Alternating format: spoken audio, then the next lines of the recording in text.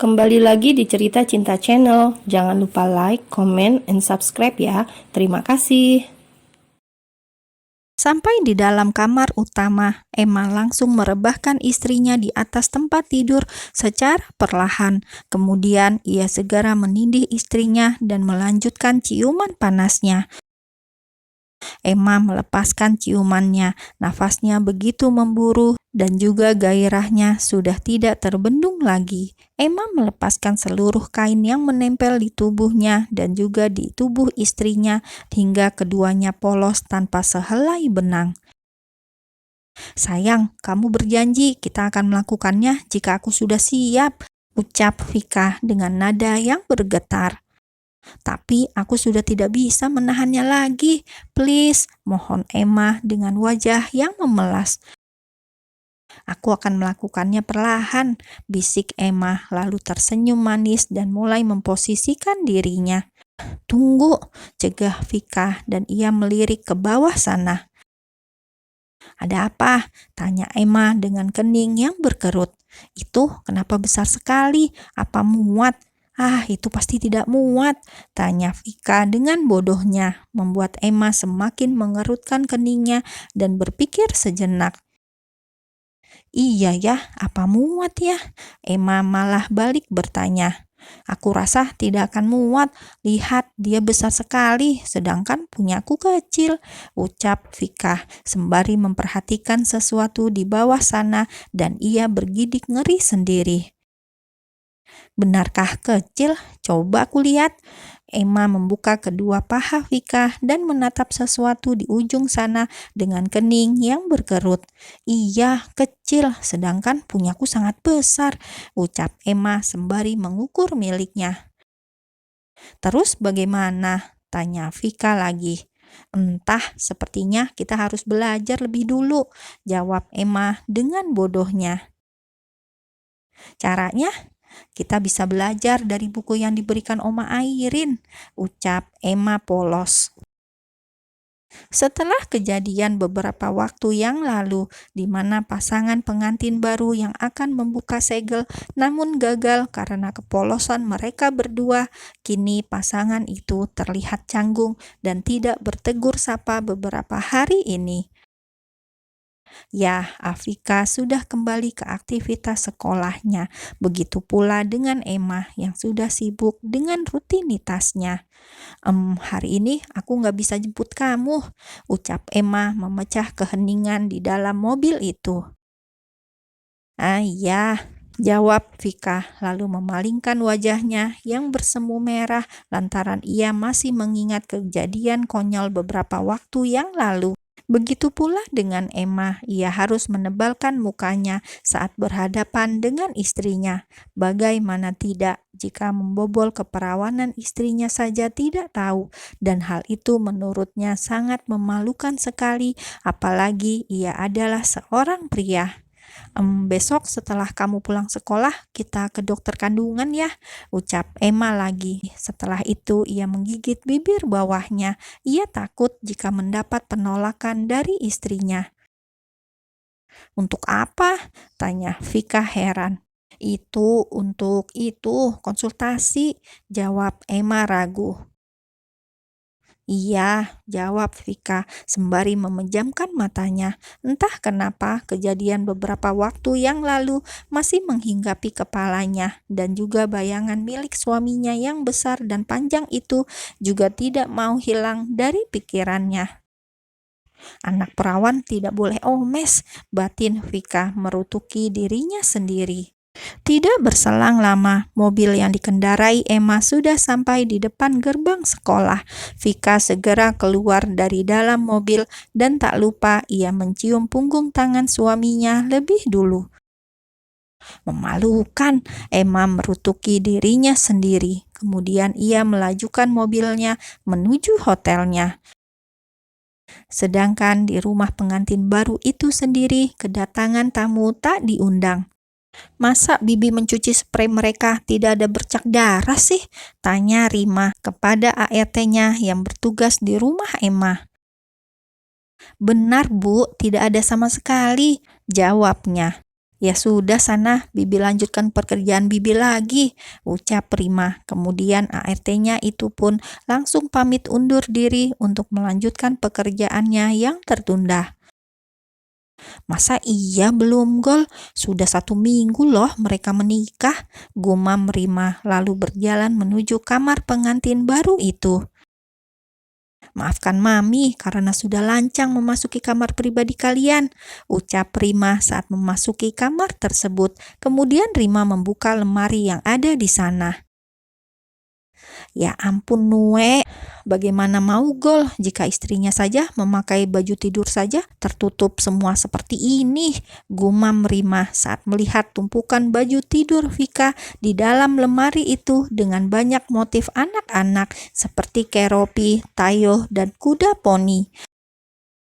Rima tersenyum penuh arti. Kemudian ia menutup kembali lemari itu dan merogoh ponselnya yang ada di kantong celananya. Kemudian ia menghubungi seseorang. Di sisi lain, Emma yang sudah berada di ruang kerjanya kini terlihat tidak bersemangat.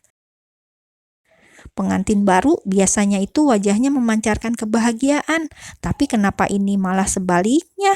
"Why?" tanya Ruri saat memasuki ruangan bosnya itu dan langsung mendudukkan diri di depan meja Emma. "Kepo banget sih," Emma berdecak kesal menanggapi perkataan asistennya itu. "Ayolah bos, kita kenal tidak sehari 2 hari kan? Jadi apa salahnya berbagi masalahmu denganku?" ucap Ruri lagi. "Apa aku harus menceritakannya kepada Ruri ya?" batin Emma. Apa yang kamu lakukan saat malam pertama dulu?" tanya Emma sedikit ragu.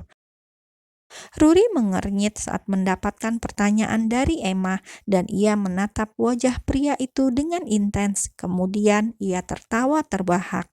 "Aku serius, Nuri," kesal Emma kepada asistennya. Tunggu, apa ini ada kaitannya dengan malam pertama kalian?" tanya Ruri masih menyisakan tawanya. "Iya," jawab Emma singkat dan menatap sebal wanita yang duduk berseberangan dengan dirinya. "Apa yang terjadi?" tanya Ruri lagi, tapi kali ini wajahnya sangat serius.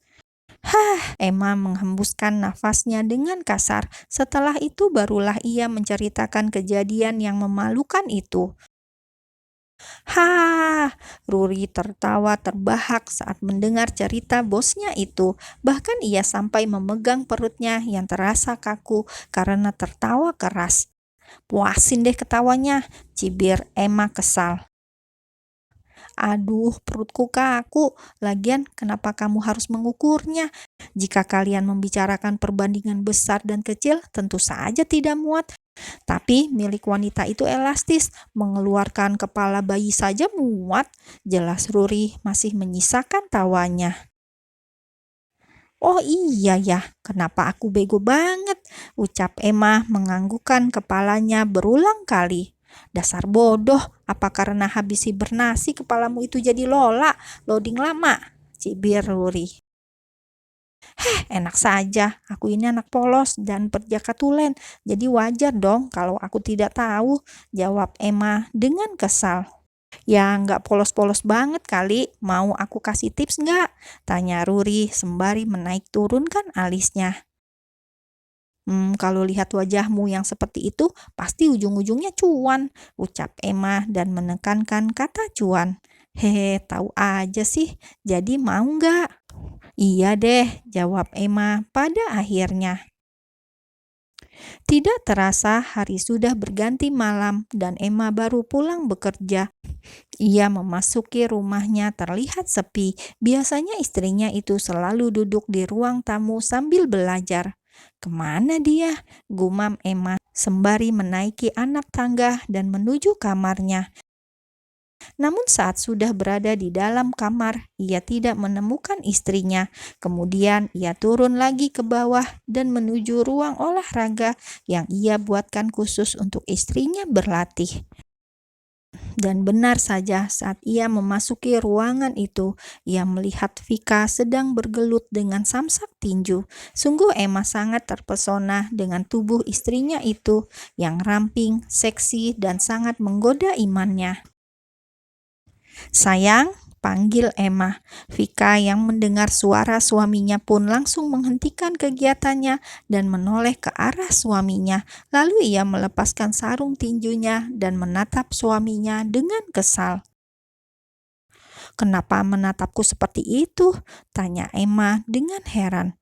"Kamu menyebalkan," jawab Vika. "Aku?" Emma menunjuk dirinya sendiri. "Memangnya aku berbuat apa?" Emma bertanya sambil menaikkan kedua alisnya dan tetap menampilkan senyumnya. "Hes, jangan pura-pura nggak tahu deh. Kamu kan yang mengganti baju tidurku dengan baju yang tak layak pakai," ucap Vika dengan kesal dan menatap tajam suaminya. "Baju apa? Aku malah tidak tahu sama sekali yang kamu maksud. Aku ini baru pulang kerja loh. Bukannya disambut, malah kamu tuduh tidak jelas seperti itu," jawab Emma mulai terpancing emosi. Kemudian Emma langsung pergi meninggalkan ruangan itu dengan perasaan kesal dan berjalan menuju kamarnya untuk membersihkan diri. "Jadi kalau bukan Nue, siapa lagi?" batin Vika lalu segera berlari mengejar suaminya. "Nue, aku tidak bermaksud menuduhmu," ucap Vika saat sudah berada di dalam kamar. Ia melihat Emma tengah membuka jasnya. "Tunjukkan baju apa yang kamu maksud itu," ucap Emma kepada Vika, dan istrinya itu pun langsung membuka lemari dan mengeluarkan semua baju haram yang ada di dalam sana. "Ini," ucap Vika sembari menjenjeng salah satu baju haram itu. Emma awalnya terkejut, namun tidak berapa lama kemudian ia tersenyum penuh arti, padahal ia baru saja akan merencanakan membelikan baju haram itu, namun ia sudah keduluan oleh maminya. "Kalau itu dari aku, memangnya kamu mau apa?" tanya Emma. "Ya aku buanglah, baju tidak layak pakai begini," jawab Vika kesal. "Kata siapa tidak layak pakai?" Emma mendekati Vika lalu memeluk pinggang ramping itu hingga keduanya tidak beranjak sama sekali. "Baju ini gunanya untuk membuat suamimu senang, jadi mulai sekarang pakai baju ini saat di rumah," bisik Emma sensual membuat bulu kuduk Vika meremang. "Apa? Tidak mau," tolak Vika. "Baik," ucap Emma. Lalu tanpa banyak kata lagi, ia langsung melumat bibir manis istrinya dengan penuh gairah. Vika mengambil nafas sebanyak mungkin saat ciuman panas itu terlepas. "Mau pakai sendiri atau aku yang akan?" "Iya mau," jawab Vika kesal. "Good girl," ucap Emma, lalu mengecup bibir istrinya sekilas. Kemudian ia berjalan menuju kamar mandi. "Kenapa dia sekarang menakutkan sekali sih?" Vika menghentakkan kakinya kesal saat suaminya sudah tidak terlihat. "Gara-gara baju haram ini, mungkin malam ini aku akan kehilangan keperawananku," gumam Vika.